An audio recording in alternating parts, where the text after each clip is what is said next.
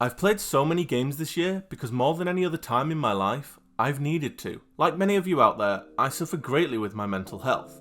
And unfortunately, this has been a particularly difficult year for me. I've always loved video games. They help me cope with my anxieties and depressions. They help me escape from my real world problems and fears. In my opinion, they are the ultimate form of escapism. This has also been my first full year creating content here on YouTube, which has been an amazing experience. And it's meant that I've been able to come across some games and genres that I never would have looked at twice before. So whilst this isn't quite a best games of the year list, let's be honest, there's enough of those around already, this is more a games I super recommend list. Or hell, just scrap the whole listing completely. This is a video about all the games that meant something to me. All the games that helped me through a difficult year in some way. All the games that helped me with my mental health somehow. And I hope they can help you too. Enjoy. My desire to relax, calm down and chill out has led me into the comforting arms of relaxing video games. I've always been a fan of these kinds of games. I like their aesthetic, their peaceful vibes and their calmer approach to gameplay. But this year, I've really dived headfirst into this niche. And it all started around the time I accidentally stumbled upon one of the most relaxing and chilled out games I've ever experienced, Cozy Grove. Something about this game absolutely clicked with me. In fact, it's the game I put the most hours into on my Switch for the entire year. The cute art style, the really interesting characters, the breadcrumb-like storylines, and the rewarding task-based gameplay was everything I needed. I just didn't know it until I'd played it. Cozy Grove gives you bite-sized chunks of gameplay. It drip feeds you tantalizing morsels of secrets and story, all the while giving you the freedom to create and design a campsite completely unique to yourself.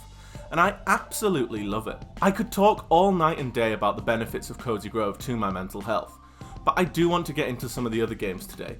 So if you do want to hear more about Cozy Grove, then let me know in the comments below and maybe I can make a dedicated video to it. But for now, let's move on to another game with immaculate vibes, Sable. When I first played the demo for Sable, I wasn't exactly enthralled by it in the way I expected to be. So I decided against purchasing it and never gave it a second thought. But then I watched one of my favourite YouTubers, EuroThug4000's video, My Journey with Sable, and her passion and love for this game inspired me to pick it up and actually give it some time. And wow, I am so glad that I did, because what I experienced was one of the most amazing coming of age stories I've ever seen. I don't really know how to sum up Sable in a way that gives it justice. It's a little bit of the exploring and wondering of Death Stranding, mixed with the incredible chilled vibes of something like Journey, and it's all wrapped in the utterly unique art style of Mobius. The hours I spent riding across the vast deserts on my hoverbike, listening to music, really absorbed me. I was really able to lose myself in this beautiful and uniquely designed world.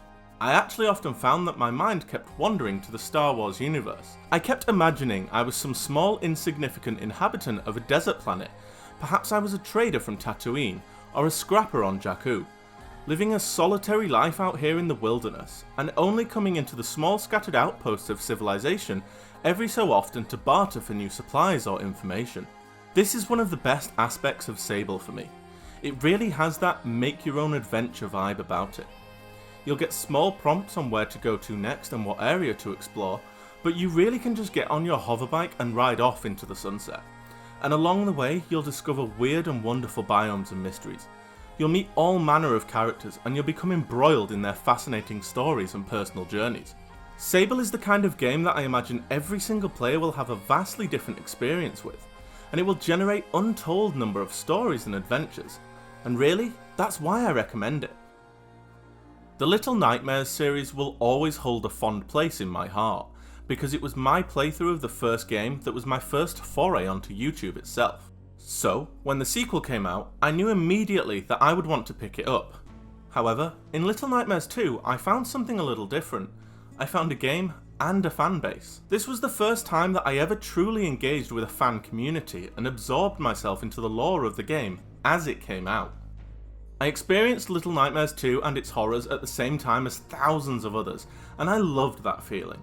I loved seeing people coming up with theories and ideas as to what all the monsters in the world represent. One of my favourite aspects was completing a level and immediately running to see what other people thought of it online. And while this may be a little unconventional, Little Nightmares 2 will always be the first game that I discovered a community for. And because of that, I threw myself into other online communities. I was involved with the Cozy Grove community from day one. I discovered the Spiritfarer fans online, and so many others throughout the year. And I have to admit that this is one of my favourite aspects of gaming now. Hundreds and thousands of people coming together to share their tales and experiences, and discussing theories and tips, and just generally seeing all these people talk about something they love so much. Community has certainly helped me this year, and that all started for me with Little Nightmares 2. Video games are art, and they can come to represent any emotion for you, but sometimes you just need to have some fun.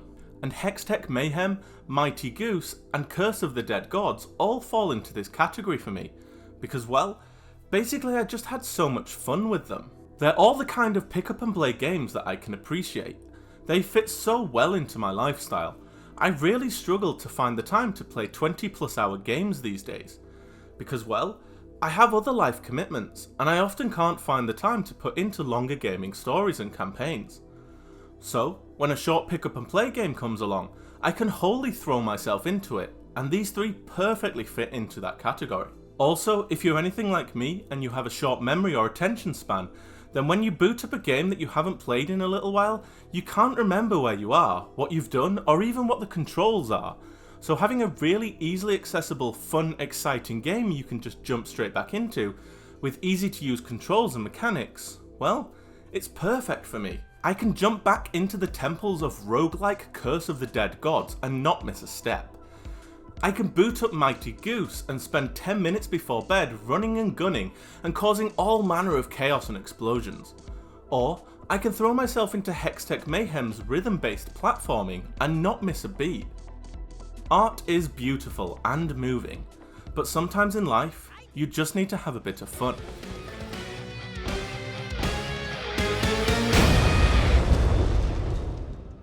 One of my all-time favourite games is Okami. I just absolutely love everything about it, from the gameplay to the story, its themes and its mythological inspirations. So when I came across Kena Bridge of Spirits, I knew straight away that I'd love this game, as it ticks so many of the same boxes for me as Okami. And boy was I right.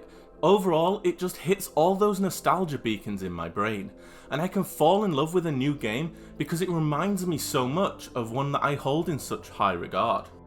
But Kena wasn't the only title this year that reminded me of games I loved from my childhood. Death's Door is another that achieved the same kind of nostalgia reminders as Kena, but this time it taps into my love of the Dark Souls and Zelda series. I won't go into too much detail about Death's Door here, as I've already done a dedicated video for it, but if you're interested and want to know more, then go check it out. But without saying much else, I'd say that Death's Door is my game of the year, as it was the one that I had the most fun with. It was the one that I threw myself into. It absorbed me completely. Every moment of my day, I just wanted to pick up my controller and jump back into its world. I needed to explore the next area or answer the newest burning question. It's a game that I know I will hold in high esteem for many years to come. This is an unusual one for me, as I've never actually played a Metroid game before, even though the genre to which it lent its name is one of my favourites. So I don't know if you can have nostalgia for something you've never experienced. But perhaps because I've played and enjoyed so many Metroidvanias, Dread really does tug on those nostalgia strings, and it invokes memories of another of my all-time favourites, Hollow Knight. Metroid Dread is an almost perfect game, and in any other year it probably would be my game of the year. That's how much I recommend it. I found it so easy to immerse myself into the Metroid universe, and let me tell you, from the second I stepped foot onto Planet ZDR, I was hooked. I'd heard that the series was basically Nintendo's version of Alien, and oh my god is that a truthful statement. Every time I set foot in an Emmy zone and I'd hear that ominous music and the spine-chilling sonar of the unstoppable robots, I'd immediately panic and freak out. It was so easy to see why this series lent its name to an entire genre, and why it's one of the most influential gaming series in history. Nostalgia is important to all of us. It reminds us of happier or less chaotic times. Nostalgia in gaming is no different. Getting to experience new games that remind us of the hours of fun and excitement we had when we were younger is really appealing. Nostalgia is one of the most powerful ways to give yourself a break from the chaos of the real world, even if only for a moment. There are still so many games that I want to talk about, but hopefully I've been able to include footage and clips from them throughout this video. So if you want to know more about any of the games you've seen today, then please let me know in the comments below, because I could honestly talk for days about all of them, and I'd love to have a discussion with you all. I do hope that you play some of these games, as they all in some way mean something to me, and I'd love you to experience them too. Thank you so much for watching. I'm Jordan. I hope you all have a fantastic new year, and hopefully I'll see you soon.